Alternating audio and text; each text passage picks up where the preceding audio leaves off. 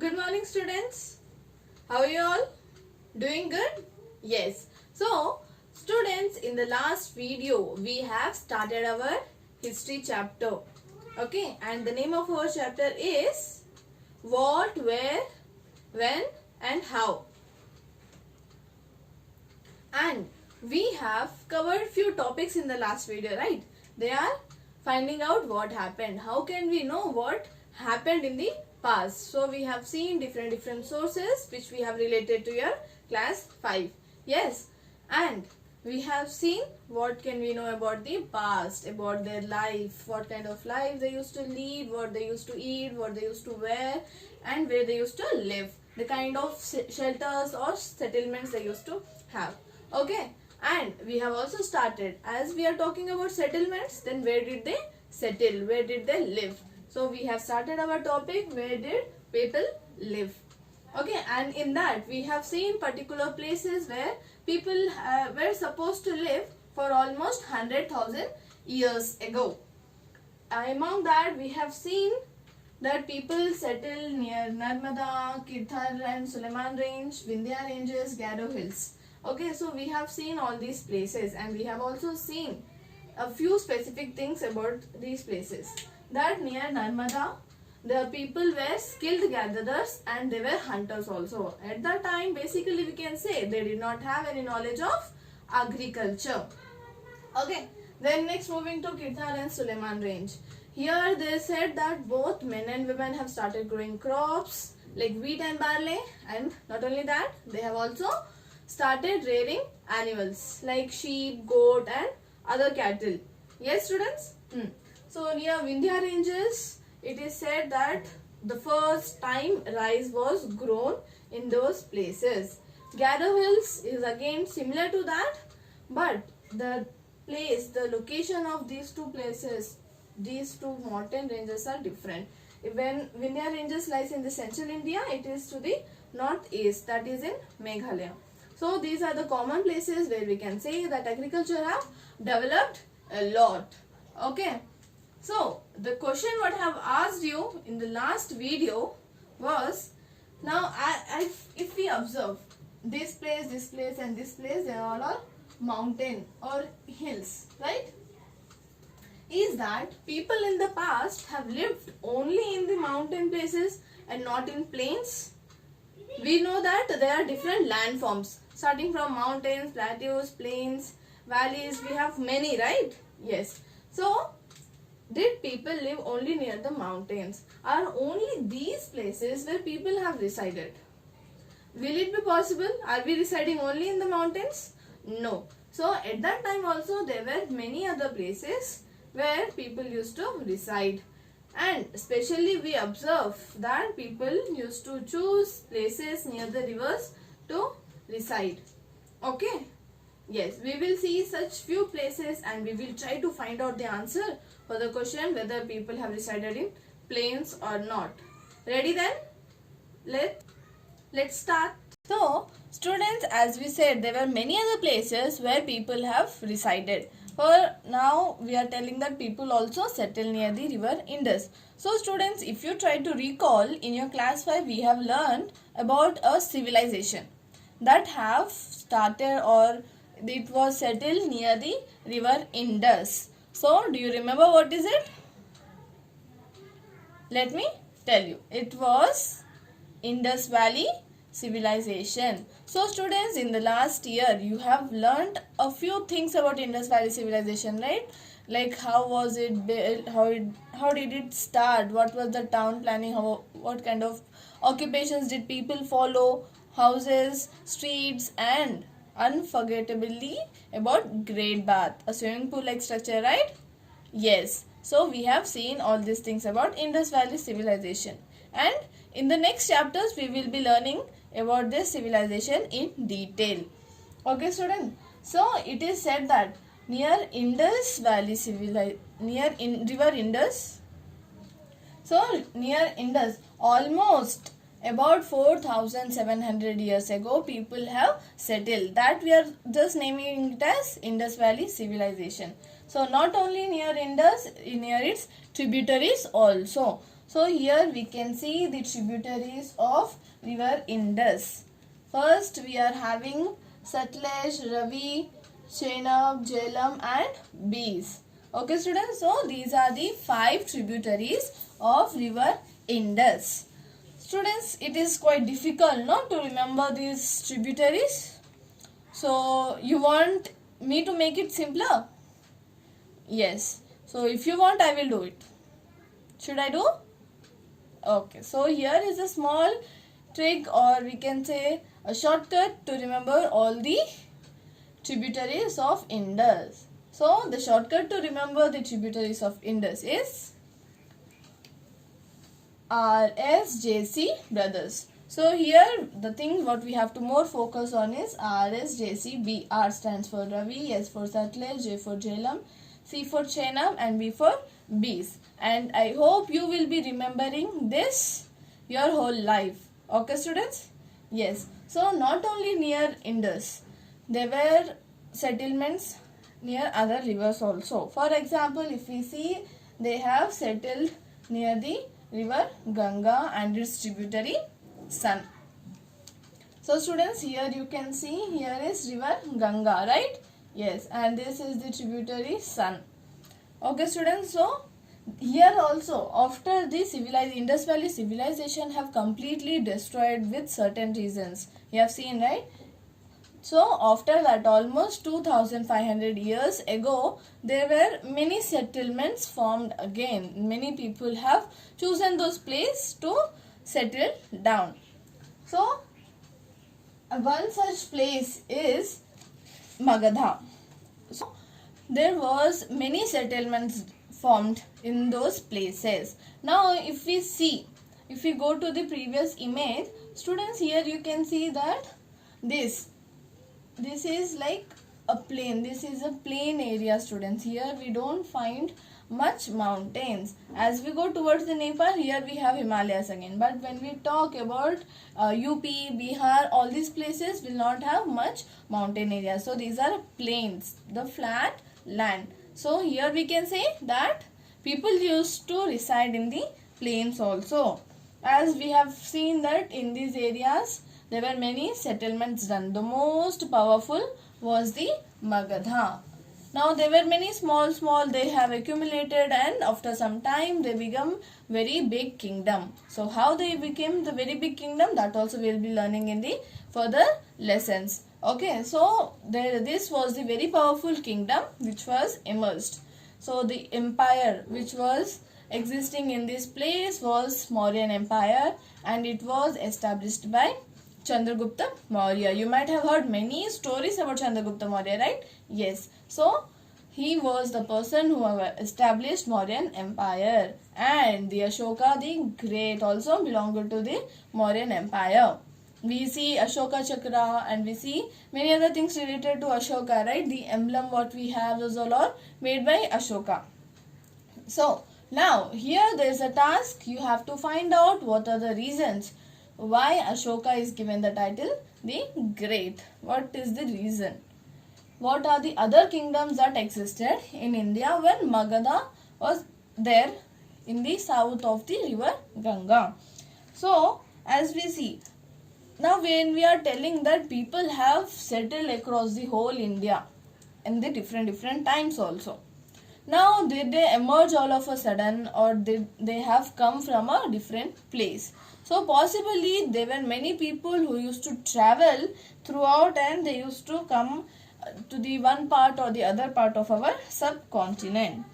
So usually when they have to come, if they had to cross all the borders. So to the north we are having Himalayas, to the south we are having Indian Ocean, to the west we have Arabian Sea, and to the east we are having Bay of Bengal. Okay students, so now taking so much of risk, why did the people travel at that time? What was the need? They could reside in one place only, no?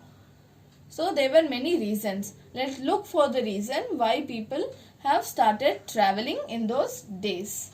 So one thing is very important, a basic need, that is search of livelihood.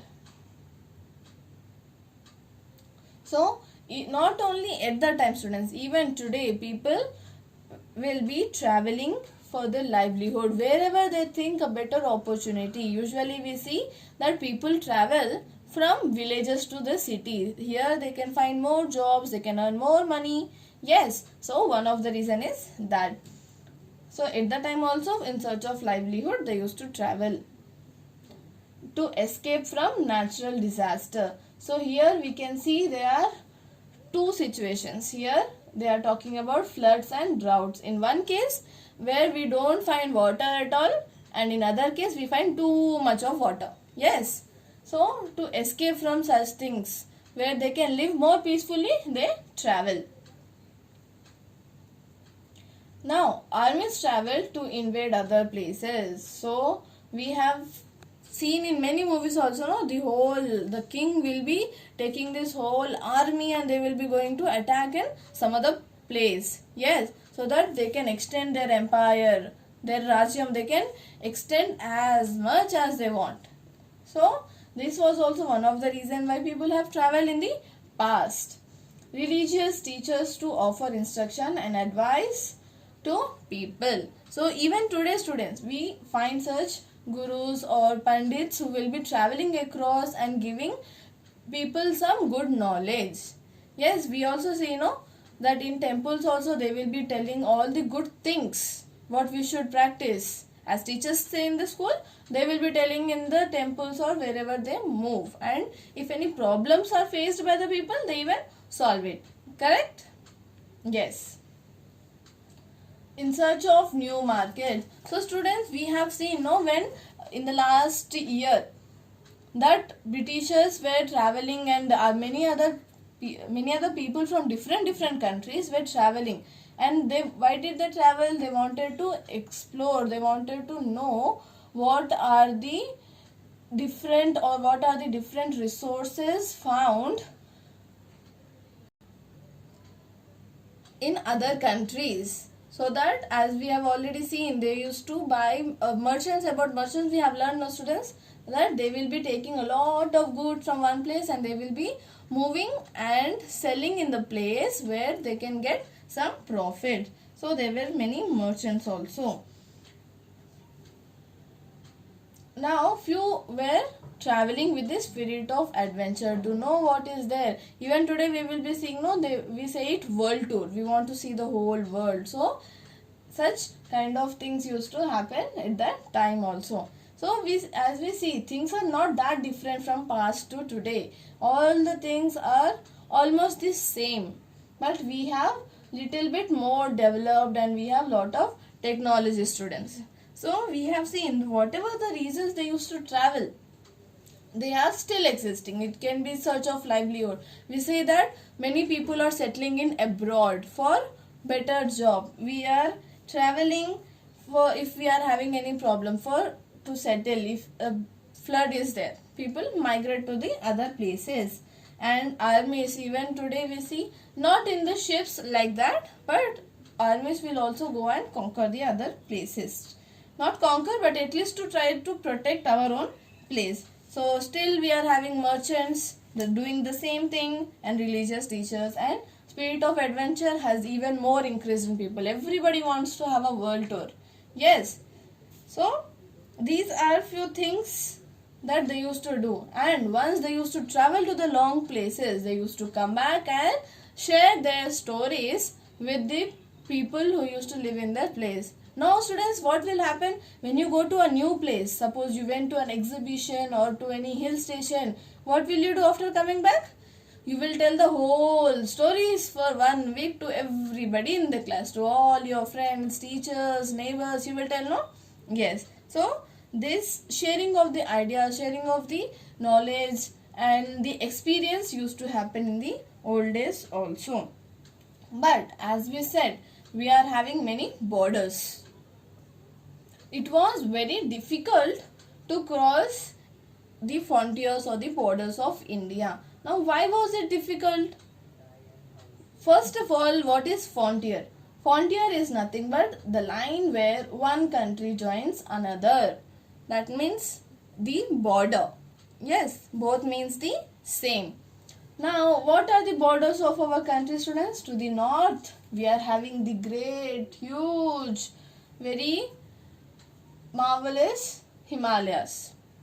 Is it easy to cross? Can we cross? One leg here, one leg there, and we cross Himalayas? No, students? Not that easy. Yes, to the south we are having Indian Ocean, to the west Arabian Sea, and to the east Bay of Bengal. And not only that, after entering we are having many hills, deserts. Yes, we have seen we will be having deserts in Rajasthan, Gujarat areas, and we have seen that here in the Central Asia, Central India, we will be having Vindhya ranges. Yes, so these were the major problems. Now, students, is it difficult for us to travel and cross these frontiers?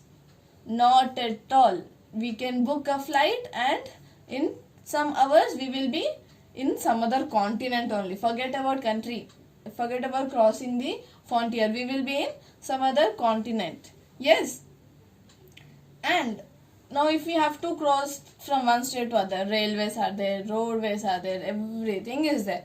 Waterway, ships, boats, everything is there. We can travel from here to there very easily. Now think about the people who had to travel for certain reasons in the past. Was it easy? No, it was difficult, and our frontiers, the great frontiers, the natural frontiers used to make it even more difficult. But is that people never crossed it? No. Many people have crossed the frontiers and they have come to this part of the country. So, there were many people who were so strong, their thoughts were strong, their will was so strong that they wanted to cross, then they crossed. I want means I want.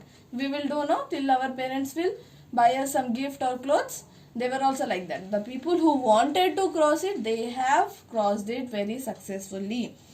So, and they have come and settled in different parts of our subcontinent.